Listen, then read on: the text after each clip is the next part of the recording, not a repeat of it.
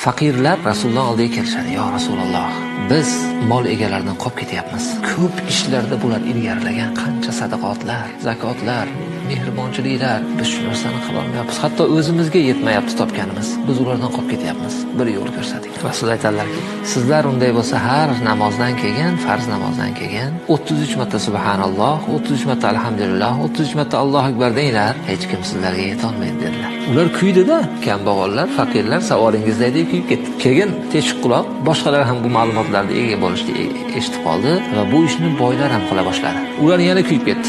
Yana kelishdi. Ya Rasululloh, biz o'zimiz qilib yurgandik buni, boylar ham eshitib qopti, endi ular ham qilyapti.